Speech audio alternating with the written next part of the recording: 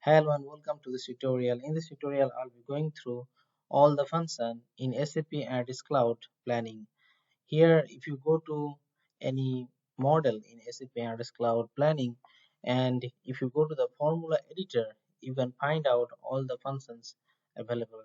Here on the screen, in the left side, you can see all the functions are mentioned. And here I have two tabs. One is called operators and another is function. Operators such as the arithmetic operator and the condition such as and or and these symbols. Now coming to this function, let me check what are the functions are available here. And here it is conversion function. We have logical function, date and time, mathematical, and planning, lookup and reference, and business, and the last one, dynamic time. So we have a set of function here, and I will be going through this function quickly, and also we'll be looking at the description, what is the meaning of those. The first one is CEIL. This one returns the real number which is greater or equal to entered number, like 14.2 returns 15. Now dec float, this one returns the decimal floating point representation of a string. Like if you give a string and that gives the exact floating value. Now we look at double. So double is also floating representation of a specified number. So if you type 14, it provides 14.0. Float, you know that float is pretty similar as double only. And now floor. Floor actually provides the smaller number than the entered number. Like you entered 24.04, it returns 24. Int, I won't go through in the integer. Length is for just providing the length of a particular string. And like operator, just like in SQL that you write the patterns. So similar to that, you can write different patterns. But there's a different kind of wildcards used here, such as dot, star, slash d, x, and it has a round is just like a normal Excel function where it rounds up to a particular decimal. Now substring is also a known function. Here it provides the substring value like this. And to number, it returns the, I believe, integer value, or returns a floating point representation of a specified string. Now text it transfer number to a text format. Now the trunk is pretty close to substring, but substring you can actually specify how many lengths you want in your output, and in the trunk you can specify how many places of decimal point that you want in your output. So now coming to this next one is the logical. Logical is pretty easy. We have only three functions here: if, is null, and not. In the if, we provide the condition and then the true value and false value. Suppose in the example, if sales greater than 100, then price multiplied by this, or price multiplied with 0.6. Now we have, after if, is null and not. Is null is used for return true if the specified expression evaluates to null, and not, it returns the negative of a specified Boolean expression. So next, coming the date and time, we have only one function for in date and time. It's only the date difference. You have a suppose two measure or two dimension, one shift date and order date, and you can find the granularity depends on day. And in the granularity, you can, I believe, change to month or year as well. Next, coming to the mathematical function, which is very important for the planning, since it has a very good understanding how you are going to create a story or model. So grand total it with percentage. So what percentage of grand total for all account values to the current account? So if you see the example, that would be much easier. Like here, if you look at the sales, grand total of sales. So this row 30 is what percentage of the total value. This is how it is done here. Now subtotal percentage. So here grand total and subtotal are pretty close, and only in subtotal we are defining a particular dimension. You are again finding out the cells, but in this case you are providing one more dimension such as location. So based on location and what percentage of your cell, so accordingly it will be split and it will be showing result like this. ABS ABS is the absolute number or non-negative of a number. If it is a negative, then it will is. Now the next is EXP, and the EXP is used for mostly for the natural logarithm raised to the power of a specified number. So EXP2 returns value like this. Grand total, and the grand total percentage. So meaning is same, only that it provides the percentage value, and this one grand total provides the total value.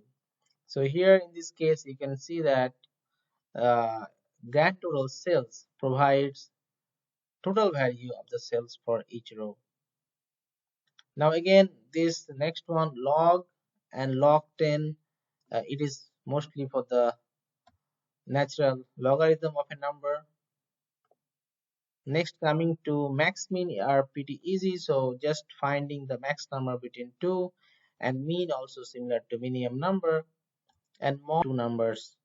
So here 15 2, the remainder is 1. Power is used to 2 to the power 3, that's what 2 3 is 8. Next, coming to SQRT, and it is for the square value of uh, 89, that is 9. Subtotal again, it is quite similar to subtotal percentage, but here it provides the value without percentage. Coming to this next planning function is the inverse and inverse if, and here these two functions are very important when you are creating a complex story where you have a dependency of different other measures. Like here, if I tell you with an example, here we have a key figure called income or profit. Profit is income minus loss, and with this slash you can actually write the inverse formula, or you can write one more way, the way you can write as loss equal to income minus profit. So here it has a understanding like you should always write the inverse formula after your main formula, and if you write or, then it will become a new inverse formula, and always your first inverse formula will be calculated, and if required, and the next one will be calculated. Here you can see the remarks as well.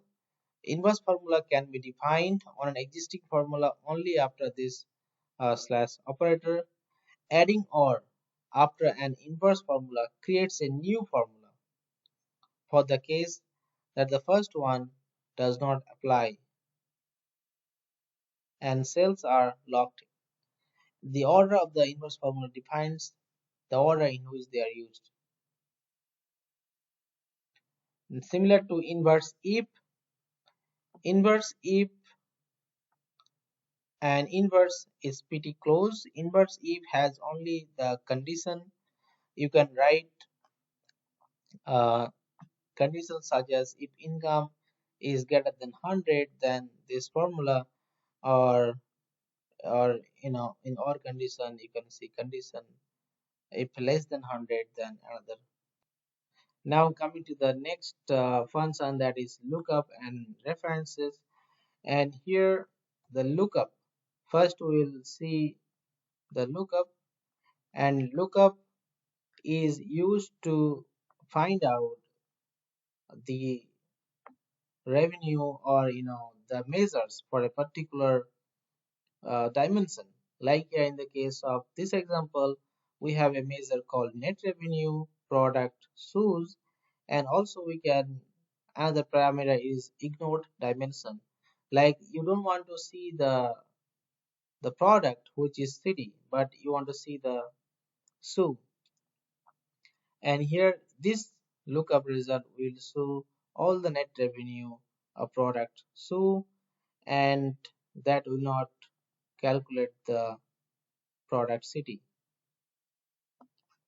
Now it has some remarks that you can read here, like the second parameter and third parameter, and you can always write multiple dimension pairs listed in the filter expression. Here in the second parameter is specified, the third parameter is optional. If the third parameter is specified, the second parameter is optional. So here in this case of, if you type shoes, then this is becomes optional. You may not need to write this. And if you do not write this, if you don't define shoes, then you need to define then the third parameter. The third parameter will be the filtering will be applied, and the second one, the which will be after the measure. So this will be optional. Now coming to the next one, restrict. Restricts is also, you can see, returns measure value restricted on account or list of dimensional values. So restricts is pretty similar to lookup, but only in the lookup we have the additional benefit of restricting, or you can see this one, the ignore dimension that we can apply. Now coming to the result lookup. So result lookup, if you look at the definition, it returns a cell value based on account name and list of dimension members. So here, so it returns the value of net revenue where city is equal to Istanbul. So here again, but we have a difference between lookup, result lookup, and normal lookup. In the lookup, that actually provides the sum of the net revenue, but in the result lookup, it actually looks into the cell value. That's what the differentiation between these two. One provides the sum of the total measure, and the other one provides the cell value of a particular row or column. Now coming to the next one is the business. Business, we have multiple, and those are the pretty easy as well. That is the CAGR. CAGR, it provides the, you need to find out, you need to provide the dimension, date dimension, start year, end year, and the measure. Then it will show you the growth rate, that is the compound annual growth rate formula. That next function is iterate, and in the iterate function you can see that it used to calculate value iteratively along or multiple dimension based on the value of the previous iteration. And here you can write the syntax like this: iteration formula, then base member and dimension. So you need to always use prior for this calculation for the iteration. Now MTD, MTD, it shows the month to date sum for a particular dimension if you measure, if you mention.